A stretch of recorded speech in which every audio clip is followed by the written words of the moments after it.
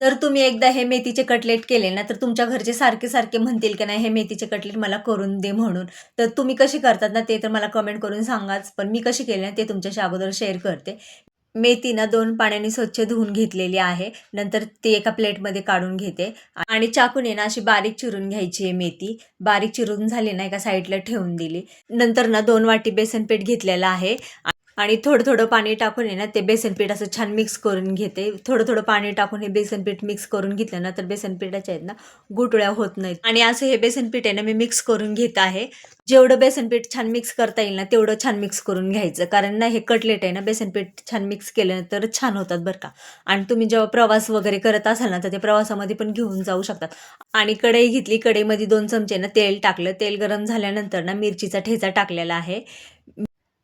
मिरचीचा ठेचा टाकला ना, छान तडतडू द्यायचा आणि मग स्वच्छ धुतलेली बारीक चिरलेली मेथी ना, ती त्याच्यामध्ये टाकायची आणि मस्त असं हलवून घ्यायचं. मेथीला झाकायचं नाही, कारण झाकून ठेवलं ना, तर मेथीचा कलर म्हणजे पालेभाज्या ज्या असतात ना, त्यांचा कलर जातो. म्हणून शक्यतो पालेभाज्यांना कधी झाकून ठेवायच्या नाही, त्या अशाच करायच्या असतात. नंतर चवीनुसार मीठ टाकलं, हळद टाकलं, थोडासा ओवा टाकला आणि पांढरे तीळ टाकले. मस्त असं मेथीला हलवून घ्यायचं आणि ही मेथी ना छान शिजवून घेतली ना, तर कटलेट पण एक खूप मस्त होतात बरं का. तुम्ही नक्की करून बघा. आणि मेथीचा ना कच्चेपणा जाईपर्यंत छान मेथी शिजवून घ्यायची. मेथी छान शिजली ना, तर आपले कटलेट पण खूप छान लागतात बरं का. म्हणजे आणि आपण जे बेसन पीठचं मिश्रण केलं होतं ना, ते त्याच्यामध्ये टाकायचं आणि छान असं हलवून घ्यायचं.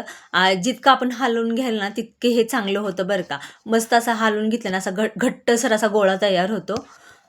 तुम्ही बघू शकता कढईला अजिबात ते बेसन पीठ लागलं नाही पाहिजे. ह्या अशा पद्धतीने आपला हे ना घट्टसर गोळा झाला पाहिजे मेथीचा.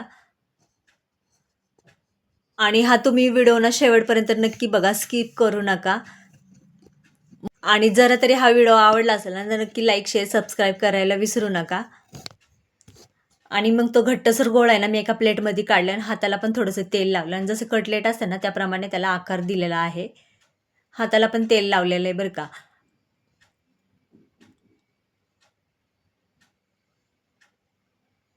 आणि मी अशा प्रकारे हे कटलेट करून घेतलेले आहे आणि थोडेसे पांढरे तीळ आहेत ना त्याच्यावर लावलेले सगळे कटलेट मी असेच करून घेतलेले आहेत. तुम्ही नक्की करून बघा आणि कसे झालेत ना ते मला कमेंट करून सांगायला विसरू नका.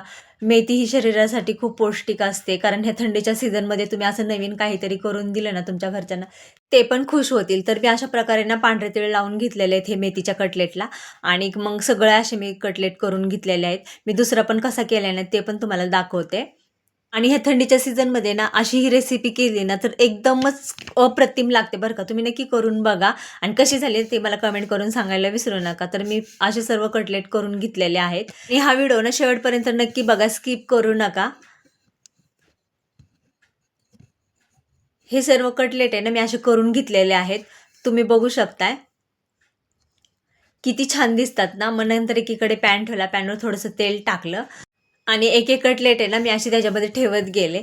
तेल सगळीकडे पसरावं म्हणून ना ते पॅन मी असा करून घेतलेला आहे आणि मग आलटी-पलटी करून छान लालसर होईपर्यंत ना हे कटलेट असे शालो फ्राय करून घेतलेले आहे.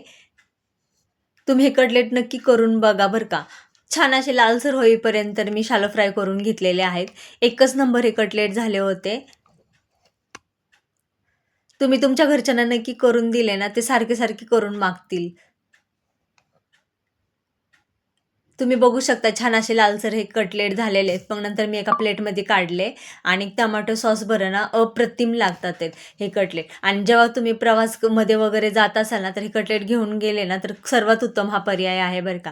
जास्त घाट पण घालायची गरज नाहीये. थोडं आणि झटपटमध्ये होणारे मेथीचे कटलेट आहेत. जर तुम्हाला मेथी खाण्याचा कंटाळा आला असेल ना, तर नवीन अशी काही रेसिपी करून दिली ना, खूप छान पर्याय म्हणून मेथीचे कटलेटच आहेत बरं का. तुम्ही नक्की करून बघा आणि ते कसे झाले आणि ते मला कमेंट करून सांगायला विसरू. जरा तरी आवडले असेल नक्की लाईक, शेअर, सबस्क्राईब. धन्यवाद.